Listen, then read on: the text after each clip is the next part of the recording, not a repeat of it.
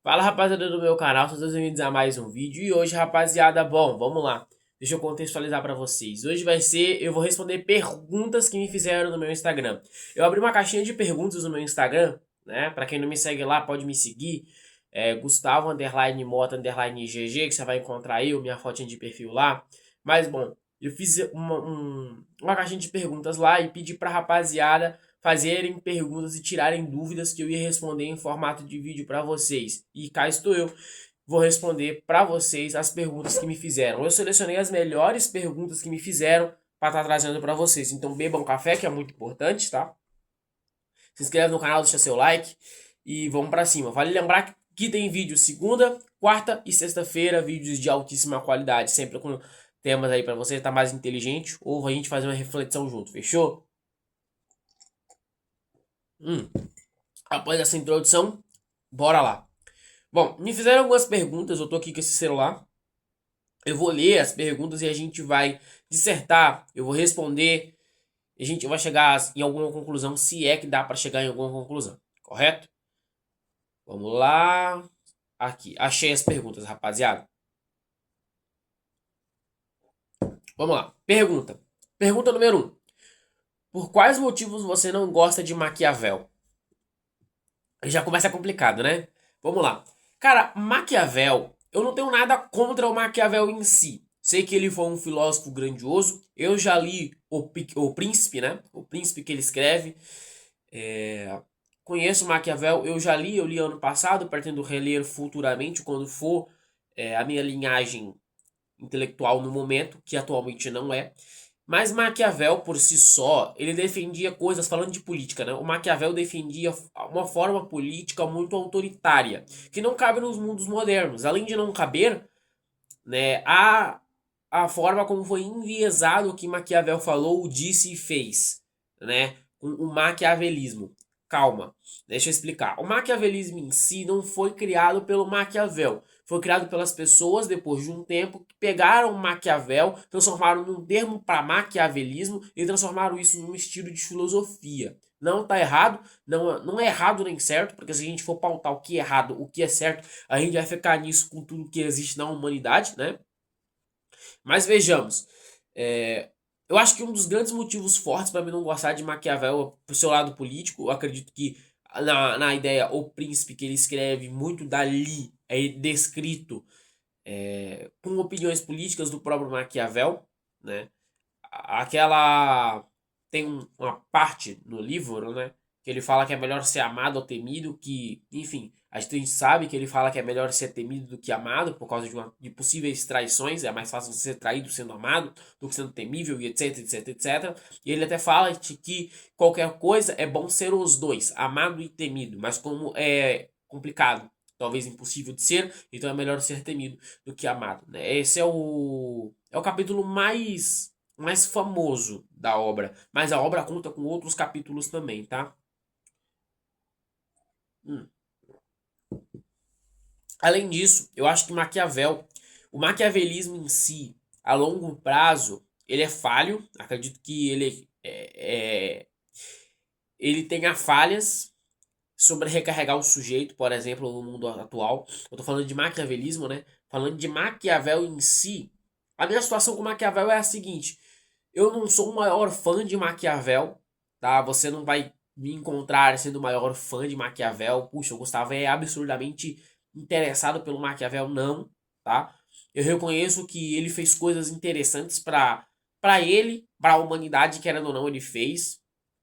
Mas o que eu observo, o que eu olho, é que Maquiavel era um cara que se contradiz muito em contrapontos do próprio livro dele. Né? É coisas que eu vou aprofundar futuramente no canal, quando eu for reler o Príncipe, e aí eu vou reler com aquele olhar, com aquele cuidado, olhando ponto, vírgula, parágrafo. Então daí eu vou olhar ali e fazer uma análise do livro de forma absurda, né? Eu acho que vale a citação ali também de que de que o Maquiavel e o Pequeno Príncipe é muito criticado pelo Olavo de Carvalho, grande professor Olavo de Carvalho, né? O Olavo de Carvalho, ele pega e puxa contrapontos aonde Maquiavel se contradiz ou agiu como um completo lunático. Eu acho que vale a pena quem está me assistindo e quem fez a pergunta dar uma olhada, porque são contrapontos interessantes. É sempre bom ver a ideia de outro intelectual que não gosta daquele outro intelectual, ou daquele filósofo, ou etc. Porque aí a gente consegue dar contrapontos aqui e ali, correto? Bom,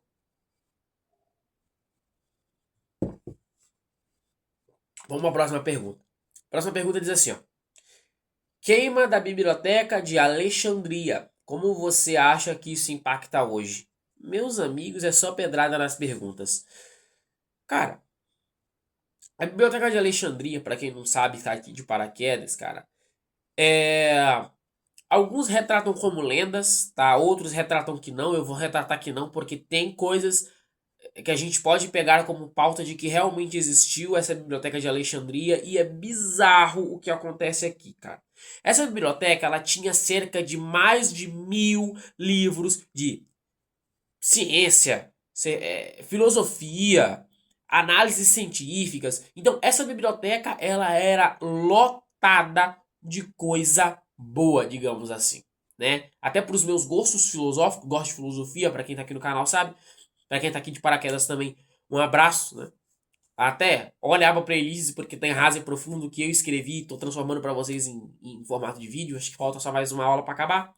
Mas bom, como isso impacta hoje? Cara, é muito complexo essa pergunta, porque impacta todo mundo, todos nós, né? Todos nós, porque nunca saberemos o que realmente tinha lá, né? O que realmente tinha ali, quais eram os artigos filosóficos que tinha ali. Outra coisa, imagine se. Vamos fazer um paralelo, vamos fazer uma descrição, vamos pensar um pouco, né?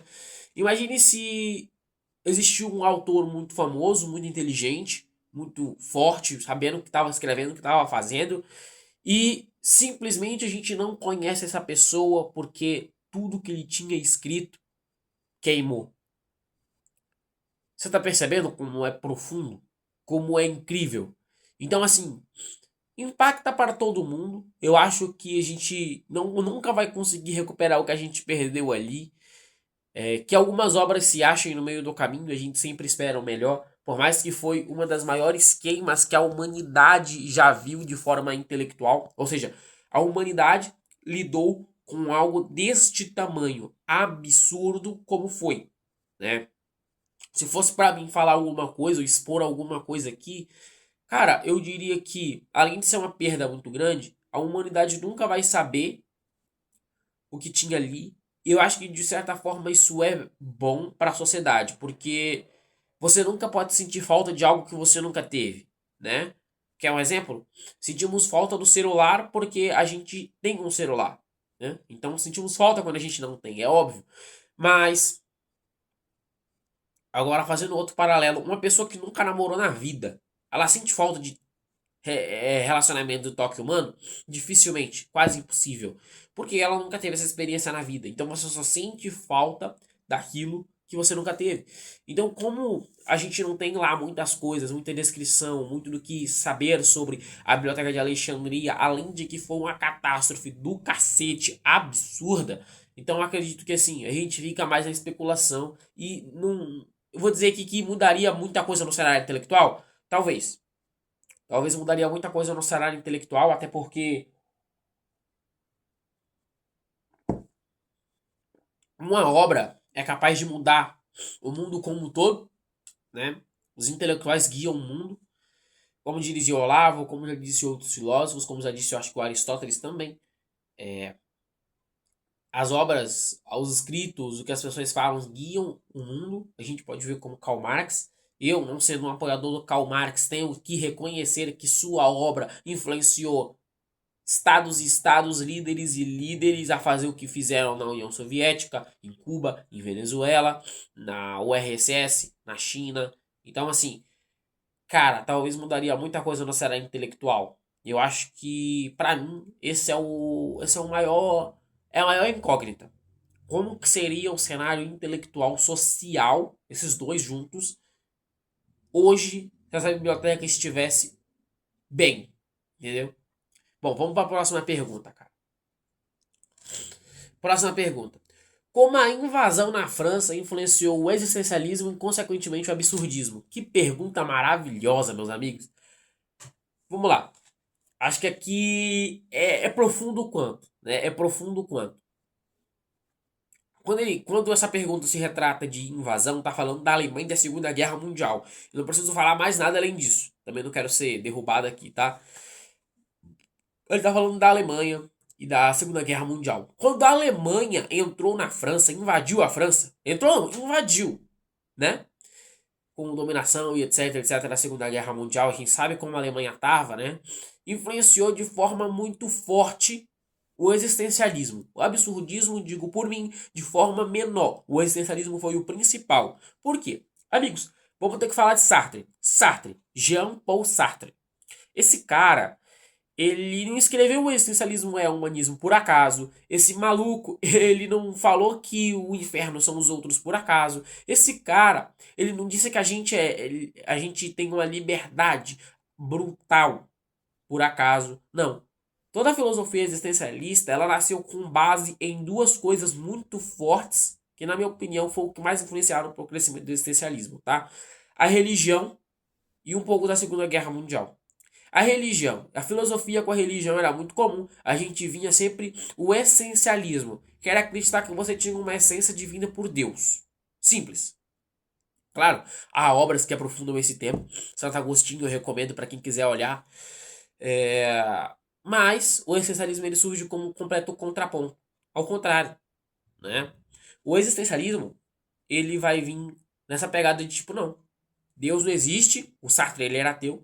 Deus não existe e a gente é completamente livre para criar o nosso próprio sentido de vida. E a gente primeiro nasce para depois descobrir a nossa essência. Ou algo assim do tipo, né? Eu não lembro a frase, mas caso eu lembre, eu repito aqui no vídeo. Mas meio que o Sartre falava que você nasce primeiro para depois descobrir o seu sentido de vida, né? Eu trouxe escritos disso aqui no canal. Bom, e sobre a Segunda Guerra Mundial? Amigos, enquanto todo mundo estava preso, né? Enquanto todo mundo estava preso, ou porque era considerado rival político, ou porque estava em complicações, em guerras ou etc., essas pessoas se viam presas. E o Sartre foi lá e simplesmente cuspiu de que a liberdade, de que o homem era livre. Ele cuspiu para pessoas presas. Ele simplesmente jogou fora. Falou, né? E isso bateu de uma forma tão forte, meus amigos. Tão forte. Que, puxa, hoje a gente pensa, tá, o homem é livre. Quando você realmente parar pra pensar, parece que o que ele falou é a coisa mais óbvia do mundo. Só que quando a gente pega o contexto de como foi dito, isso foi dito em meio de guerra, caos, pessoas passando fome, em massa, muito mais do que é hoje, né? Gostaria de comentar. Então, assim, o existencialismo ele veio por base disso. A Segunda Guerra Mundial foi muito a favor disso, né? E o absurdismo, tem a pergunta também do absurdismo, né? O absurdismo, cara, o absurdismo ele foi influenciado, só que em menor escala. A gente vai falar aqui de um autor chamado Albert Camus. Que autor, meus amigos, que autor maravilhoso, né? Bom, enquanto o Sartre defendia o comunismo que em si, querendo ou não, era inimigo do alemão lá, que você sabe que é, né?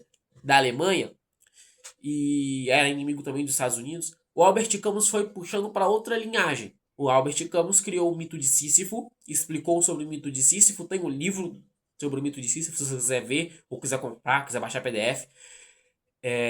E aí nesse livro ele vai falar que nada tem sentido, que a vida não tem sentido, mas que vale a pena ser vivida da mesma forma e que você tem que ter paixão pela sua própria existência e etc, etc, etc. É mais ou menos isso. Não consigo me aprofundar muito porque eu estou no meio da leitura dessa obra, então eu não posso me aprofundar agora. Vai que eu tiro conclusões precipitadas. Mas a influência da invasão alemã na França nasce da sua obra que o Albert Camus faz, chamado O Homem Revoltado. Enquanto o Sartre seguia o comunismo, a gente olhava por outro lado o Albert Camus sendo um completo libertário.